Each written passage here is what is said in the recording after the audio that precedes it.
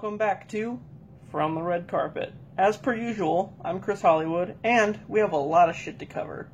So today, I've got 3 new trailers for you. There's a Shang-Chi trailer, a new Candyman trailer, and finally, Halloween Kills. Not only that, but we've got new casting for Thor Love and Thunder and the Resident Evil movie. There's like a lot of shit to cover here, so we better dive right in. So, Shang-Chi and the Ten Rings will star Simu Liu as the first Asian-American superhero in the MCU. This film will center around Shang-Chi escaping his strict upbringing with his father and the Ten Rings organization to try and live a somewhat normal life in San Francisco. That is, until he's summoned back to compete in some underground Mortal Kombat-style tournament ran by the Mandarin. No, I said the Mandarin. There you go. Yes, guys, he's a real person. Also, it'll introduce the Ten Rings, which are kind of like Green Lantern rings. Each one of them has a certain power. Also, apparently, it'll feature Fin Fang Foom, which is like a dragon, pretty much. Let's just watch the trailer.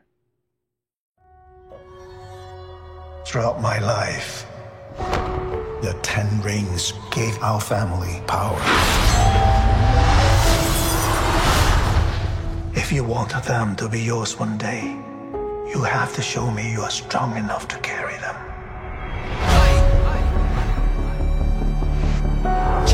You are a product of all who came before you. The legacy of your family. You are your mother. And whether you like it or not, you are also your father.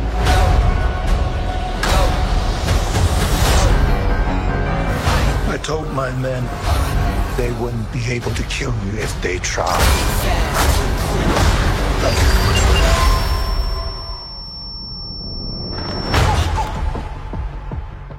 Glad I was right.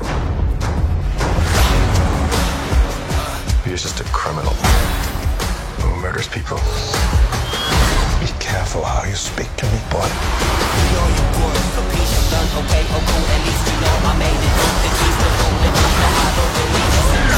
I thought I could change my name, start a new life. But I could never escape his shadow.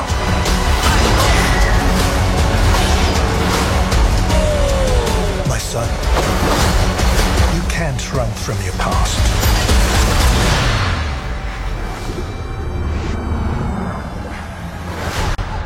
Is this what you wanted?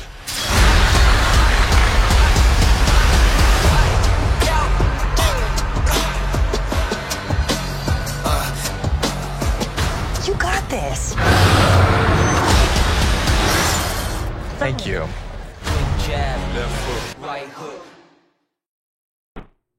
Okay, so, first of all, was that Abomination? Like, are you serious? I like the redesign. He's a little bit more comic accurate, but are they going to explain that, or who would have guessed he was an MMA fighter this whole time? Anyway, so I'll admit I wasn't really hyped about this one because I wasn't really familiar with the Shang-Chi comics, but they did a really good job on the trailer, so I am looking forward to it. And apparently they changed the rings into bracelets now, which I guess it's the same thing. Technically they're still rings. So this one's going to be a pretty awesome movie. I can't wait. Another movie that's going to be pretty incredible will be Thor Love and Thunder, and it'll probably be the best of the 4 of them. I will say it's going to be hard to top Ragnarok, but the director, Taika Waititi, seems to be pulling it off pretty well. In this one, Thor will face off against Gorr the God Butcher, played by Christian Bale. And as I've mentioned before, Gorr goes around the universe, killing anyone who claims to be a god. He had some shit go down when he was a kid, I guess, and now he's out for revenge. Anyway, so a new cast member has been added, and that of Russell Crowe, who will be playing Zeus. That's a bit strange to me because Greek mythology seemed to be more of a DC thing, while Marvel focused more on Norse mythology. But either way, it'll be interesting to see what they have in mind. A lot of horror fans have been looking forward to the Candyman film that was supposed to come out in 2020. the film is actually a sequel of sorts to the original one, and is produced by Jordan Peele, so you know it'll be good. The film follows Yahya Abdul-Mateen, who plays Anthony, an artist who goes back to the former Cabrini Green neighborhood after he feels drawn to it. But he'll soon find out that the thing drawing him there is something from his past that he's long forgotten about. Over the course of the movie, Anthony becomes obsessed with the legend of Candyman, an entity who kills you after you say his name 5 times in front of a mirror.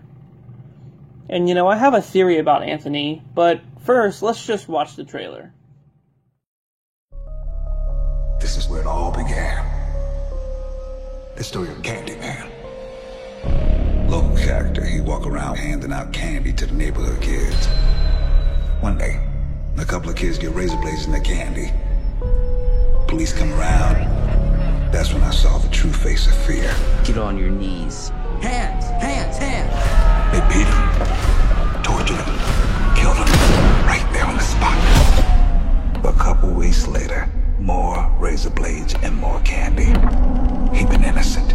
So he's real? Candyman ain't a he. Candyman's the whole damn hive. If you're out here looking for Candyman, you ask me, stay away. I feel really connected to this story. Go on.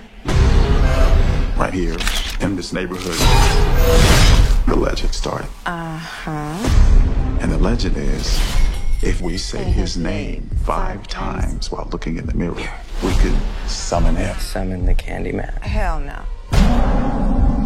Candyman. Anthony, no.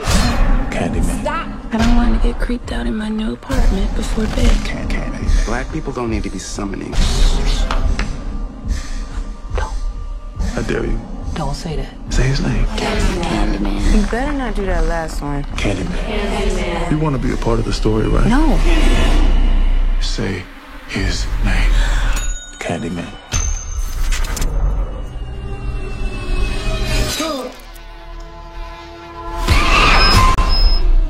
Anthony?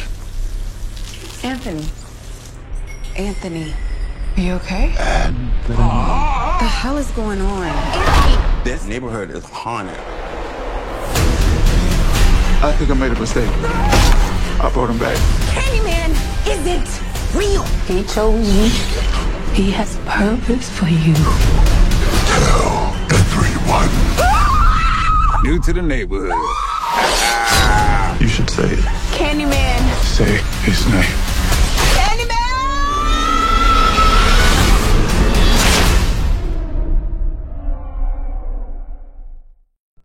So basically, it looked like after he meddled with the legend, he starts to become the Candyman. It's either that, or Candyman's just possessing him to kill people. Kinda like how he did with Helen from the original one. And back to my Anthony theory. So in the original one, this chick named Ruthie Jean had a baby, and guess what the baby's name was?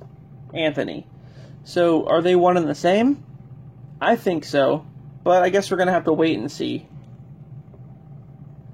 Resident Evil Welcome to Raccoon City is coming out this November and will combine the stories of the first 2 games. So far, the cast is amazing.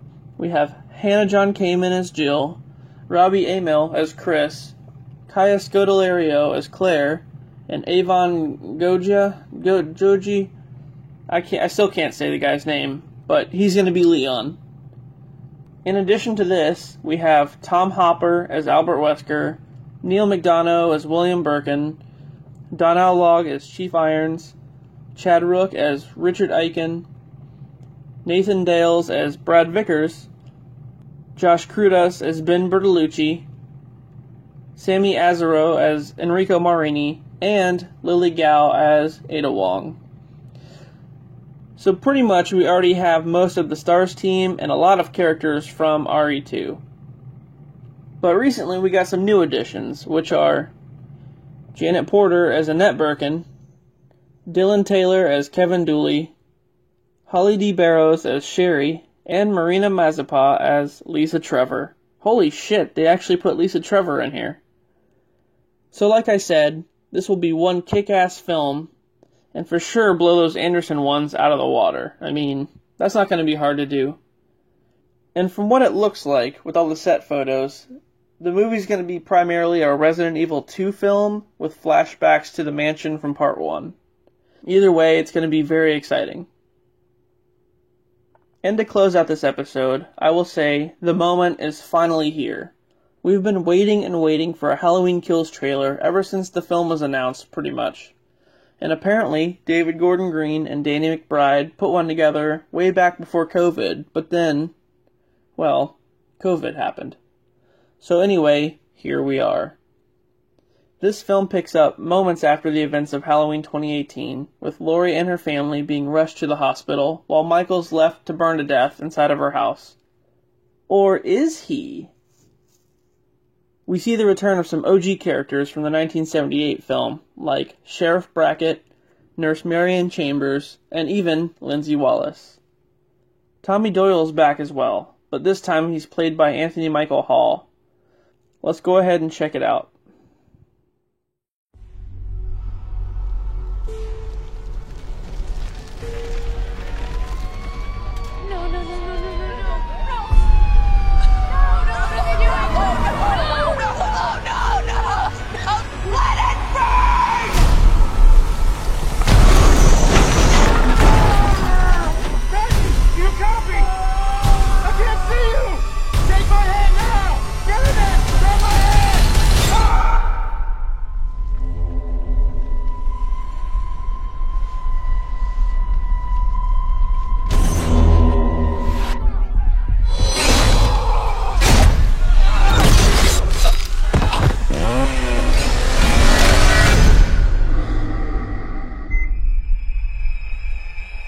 My grandmother was right.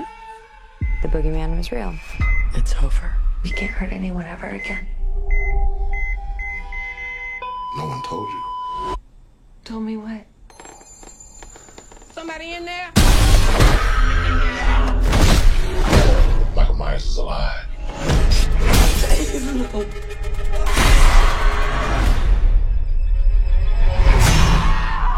Stop! You had a knife in your stomach. You and Allison should not have to keep running. Evil dies tonight. I'm not just gonna sit and watch another innocent person die. If you track Michael's victims, that's a straight line to Michael's childhood home.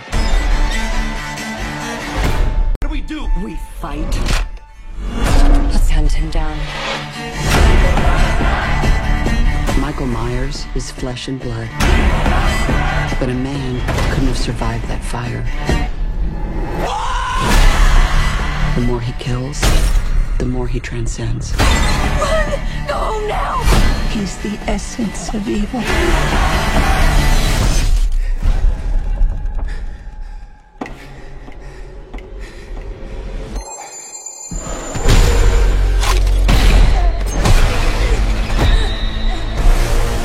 Do it!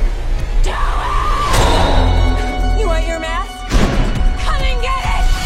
I'm coming for you, Michael. So as to be expected, he escapes relatively easy and makes quick work of all the firefighters.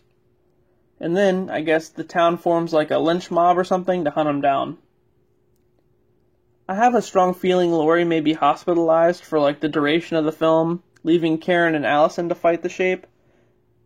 Which I wouldn't really mind. I mean, it might leave a final battle in the third one for Laurie and Michael. Either that or Laurie's just going to get killed off entirely and leave it to the daughters.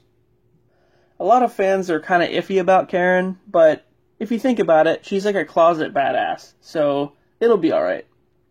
And I do like Anthony Michael Hall, but it's a damn shame we didn't get Paul Rudd back as Tommy. Anyway, the trailer was awesome, and I can't wait to finally get the film in October. That was a lengthy but necessary episode of From the Red Carpet. Alright guys, well if you like the content, please like and subscribe to my channel, and as always, I'll see you on the next one.